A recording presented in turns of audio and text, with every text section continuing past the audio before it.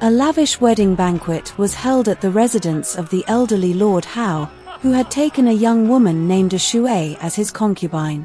She had bravely sold herself to pay for her ailing father's medical treatment. The city's powerful, including City Lord Yang Shangqing, were in attendance. While they celebrated openly, whispers circulated about the impropriety of the match.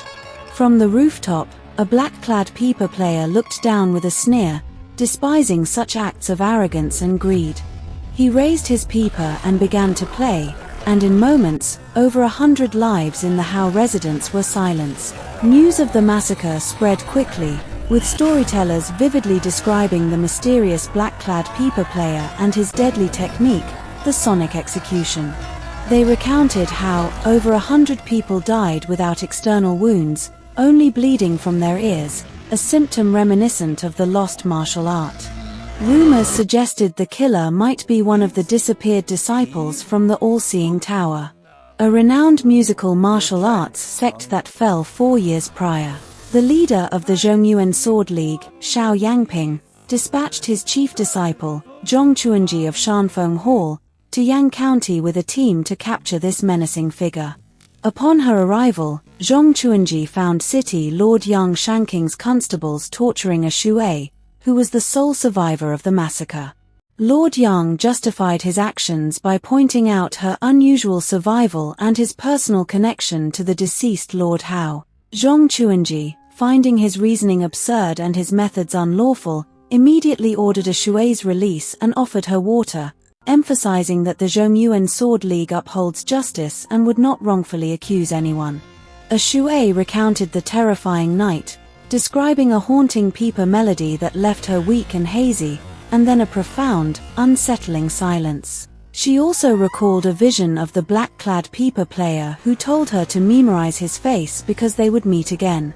Recognizing the importance of this detail, Zhong Chuanji dispatched her men to the Jinya Temple on the outskirts of the city, where the killer was reportedly sighted. At Jinya Temple, a young monk complained about the unusual occupants, Tang Lici, who spent his days sipping tea and carving wood, and Kai Yun, who often slept late and ate chicken. As City Lord Yang Shangqing's men stormed the temple, assaulting the young monk, Zhong Chuanji confronted Lord Yang, accusing him of acting like a bandit rather than a city official. Kai Yun, a skilled martial artist known as Sky Drifter and wielder of Moon's Arc in combat, intervened, easily overpowering the city guards. He then took a Shui away, provoking Zhong Chuanji's suspicion that he was an accomplice. Kai Yun, however, was determined to protect a Shui from further interrogation and abuse. Kai Yun brought a Shui to Tang Lici, who was in a quiet corner with a baby named Feng Feng.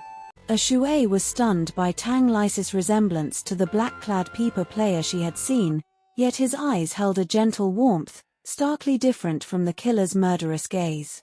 Tang Lici asked a Shui to comfort the baby, who had been disturbed by the commotion. Zhong Chuanji soon arrived. Zhong Chuanji formally introduced herself and requested Tang Lici's alibi for the night of the massacre. Tang Lici, in turn, repeatedly asked her why she insisted on confronting him, knowing her martial prowess was inferior. Zhong Chuanji explained that if he were to kill her, it would confirm his guilt, and her sacrifice for truth would be worthwhile. Tang Lici recognized her as Xiao Yanping's disciple, which explained her willingness to die for justice. Through his repeated questions, Zhong Chuanji sensed a hidden message. After a moment of realization, she declared she understood and would return, leaving a Shui under Tang Lici's protection as he deemed it safer for her there. Curious about their cryptic exchange, Kai Yun stopped Zhong Chuanji to demand an explanation. Zhong Chuanji revealed that Tang Lici's questions were layered. First, why she sought him out, her duty. Second, why he didn't harm them or flee if he was guilty, suggesting innocence. And third, why she suspected him, because a Shui identified him based on his appearance. Kai Yun was exasperated by Tang Lici's indirectness, but then Tang Lici gave Kai Yun another riddle to pass to Zhong Chuanji. What did everyone at the wedding do, but the bride did not? As they pondered the new riddle, Zhong Chuanji further explained her suspicions about Lord Yang Shangqing. She pointed out that if Lord Yang had an actual sonic execution master at his disposal, he wouldn't have resorted to such a complex, subtly hidden poisoning scheme. His elaborate cover-up suggested he was trying to hide more than just a simple murder. This led Kai Yun to realize that someone was orchestrating a plot against Tang Lici. The answer to Tang Lici's riddle came to Zhong Chuanji: drink wedding wine. This realization prompted them to revisit the crime scene. At the Hao residence, they re-examined the bodies and collected remaining food and wine samples. While individual samples showed no traces of poison, mixing the well water, used for cooking and tea, with the Osmanthus wine, Lord Hao's favorite, served to all guests except the bride, yielded a deadly reaction. Kai Yun identified the poison as 100 pace kill, a colorless, tasteless substance that is undetectable in water alone but becomes lethal when consumed with Osmanthus wine within an hour, causing symptoms like bleeding from the ears, mimicking the sonic execution. This confirmed the victims died of poison, not sound-based martial arts.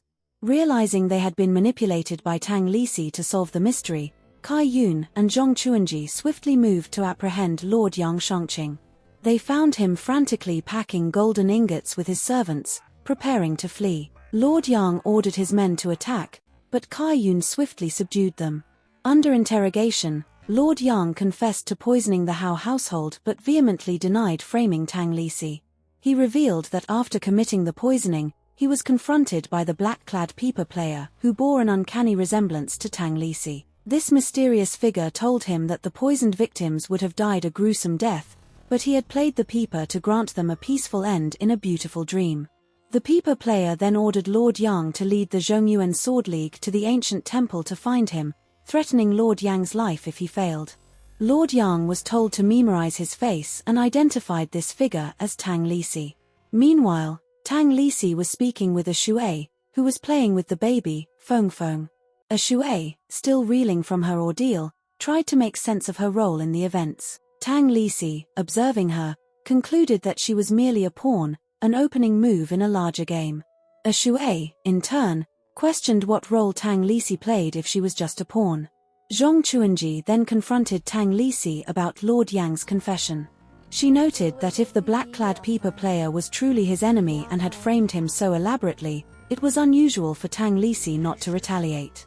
She probed further, hinting that this figure was not just an enemy, but perhaps something more. Tang Lici confirmed it was an enemy, and once my friend.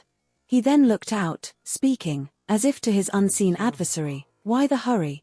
After so long, it would be best if you have not forgotten our past."